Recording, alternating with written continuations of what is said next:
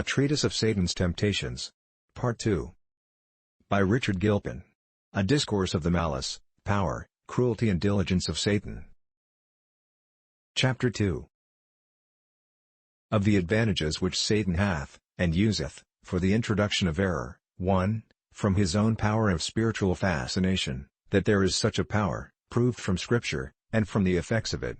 2. From our imperfection of knowledge, the particulars thereof explained. 3. From the bias of the mind, what things do bias it, and the power of them to sway the understanding. 4. From curiosity. 5. From atheistical debauchery of conscience. That Satan may the better speed in his design, he carefully takes notice of, and diligently improves all advantages. Indeed all his stratagems are advantages, taken against us. For so the Apostle, in his caution to the Corinthians, calls his devices, lest Satan should get an advantage of us. 2 Corinthians 2:11. But here I only understand those that are more general, which are the grounds and encouragements to his particular machinations against men, and which also direct him in his procedure. These are: 1. First, Satan's own power of spiritual fascination, by which he infatuates the minds of men, and deludes them. As the external senses are deceived by enchantments or witchcraft. That Satan is a cunning sophister, and can put fallacies upon the understanding. That by subtle objections or arguments, he can obtrude a falsehood, upon the belief of the unskillful and unwary. That he can betray the judgment by the affections, are things of common practice with him. But that which I am now to speak of is of a higher nature. And though it may probably take in much of his common method of ordinary delusion, yet in this it differs, at least that it is more efficacious and prevalent. For as his power over the children of disobedience is so great, that he can lead them captive at his will, except when he is countermanded by the Almighty. So hath he, by special commission, a power to lead those to err effectually, without missing his end, that have prepared themselves for that spiritual judgment by a special provocation. And for aught we know, as he hath an extraordinary power which he exerts at such times, so may he have an extraordinary method, which he is not permitted to practice daily, nor upon all. That such a power as this the devil hath, is believed by those whose learning and experience have made their judgments of great value with serious men. And thus some do describe it: it is a delusion with a kind of magical enchantment.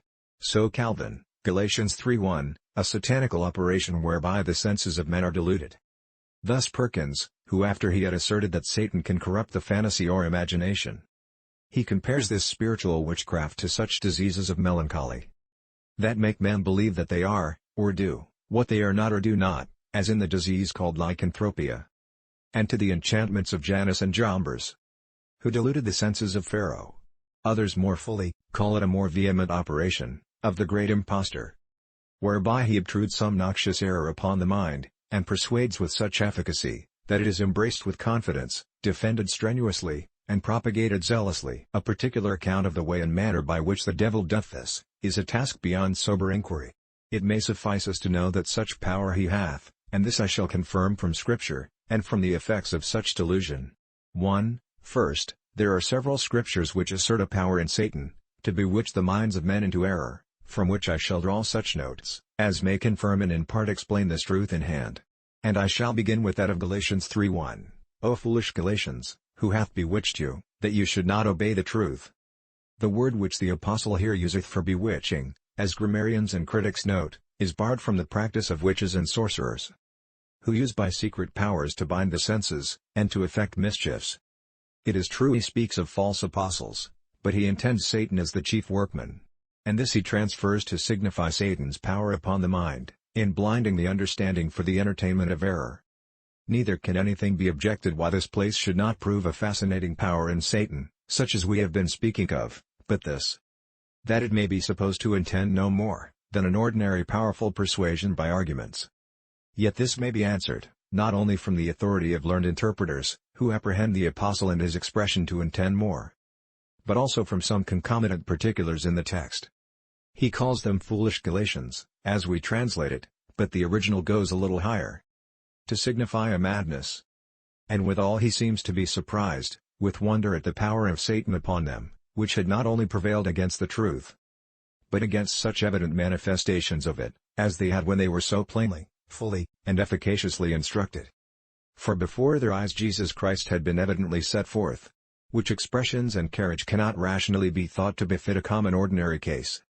Next to this, let us a little consider that famous scripture in 2 Thessalonians 2:9-11. Whose coming is after the working of Satan, with all power, and for this cause God shall send them strong delusions, that they should believe a lie.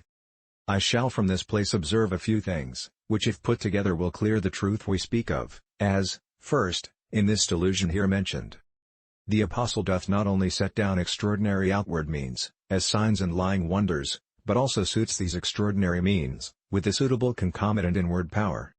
For by power I do not understand, as some, Piscator and Sclater, a power of showing signs and doing wonders, as if the apostle had said, nu delta upsilon nu mu epsilon iota sigma eta mu iota omega nu kappa alpha tau epsilon rho tau omega nu.